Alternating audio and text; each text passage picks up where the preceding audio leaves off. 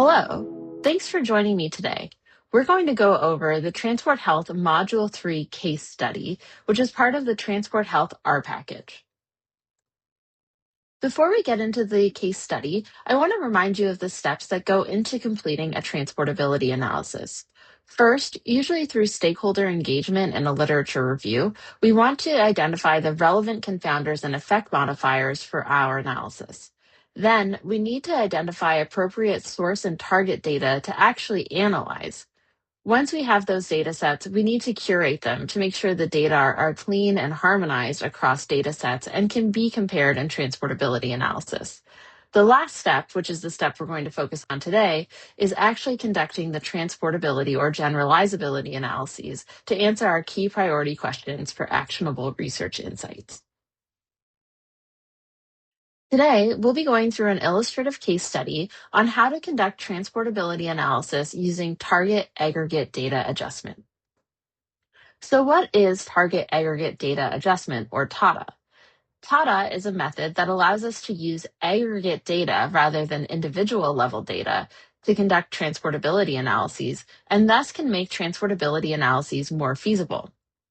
It doesn't totally do away with the need for any individual level data, though. We still need individual level data in the source population, but we can use aggregate data only in the target population, which may be easier to come by and bypasses some of the privacy challenges posed by individual level data requirements. Before we dive into our case study, I'm going to set it up for us, just so we know what we're analyzing. Here, we are interested in the effects of an antihypertensive medication, our treatment, on systolic blood pressure, our outcome, in comparison to a standard of care in our local population. We have two data sets. The first is individual level data from an observational study conducted in the United States. This data set includes information on the treatment each patient received, their systolic blood pressure after receiving the treatment, and some individual characteristics that might be related to response to treatment.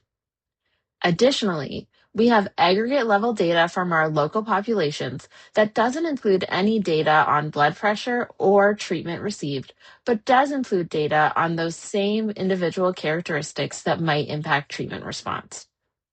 Our aim is to estimate the effects of the treatment on high blood pressure in our target population. Here, we have a directed acyclic graph, or DAG, of our causal problem. From this DAG, we can identify that there are several covariates that we need to control for in our analysis to adjust for confounding. These are sex, percent body fat, and stress level. We also have two effect modifiers that we need to adjust for between our two data sets. The first is stress level, and the second is aspirin usage. This table provides an overview of the datasets we'll be using and the variables contained in those datasets. Our first dataset is our study dataset. This is our data from a US study that provides individual level data. It includes data on the outcome and treatment, as well as 3 covariates and 2 effect modifiers. We also have our target dataset from our local population. This includes 5 variables corresponding to our 3 covariates and our 2 effect modifiers. And because this is our aggregate data set, this includes aggregated variables. So you can see this reports on the proportion of males rather than whether or not a given individual is male or female. Now that we've reviewed our data sets and the variables they contain, we can jump into our analysis.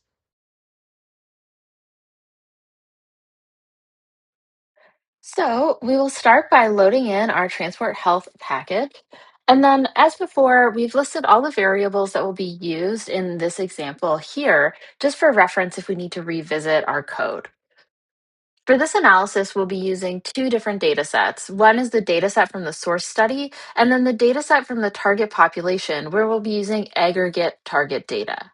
We'll start by adding both of our data sets to our workspace. We've saved them both in our project folder, which makes it really easy to add them in. Now we want to change med1 to be a factor with labels 0 and 1 to improve our plotting later. After we've done that, we'll review the variables in our study by looking first at the study data variables. So we can see we have the covariates and effect modifiers that we need, as well as the treatment and outcome data. Then we want to review our target data set. We're looking for two things. First, we want to make sure that we do not have treatment or response data. And then we want to make sure that our data are in the appropriate format. And by that, we mean in means and proportions, and that they're providing aggregate level data. Once we've confirmed that, we can perform our transportability analysis using the transport TADA function. There are a number of arguments for the transport TADA function. First, we need to enter our MSM formula, and we can enter our propensity score model as well. We want to specify our matching covariates, which will be used to obtain participation weights. TADA also allows the use of custom propensity weights or custom participation weights. You'll also need to specify the treatment, so that's the name of the variable indicating the treatment, and the response variable.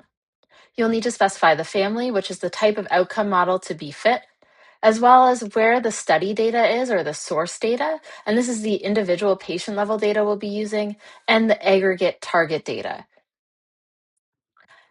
In this analysis, we've also specified here the role of each variable in our analysis. Again, just as a reminder if we need to revisit our code. Now that we've gone over the arguments and the variables in our analysis, we're ready to use the transport TADA function to transport our results to our aggregate data set. You can see here how we've populated the arguments for the transport TADA function, and we're saving our results as an object called result.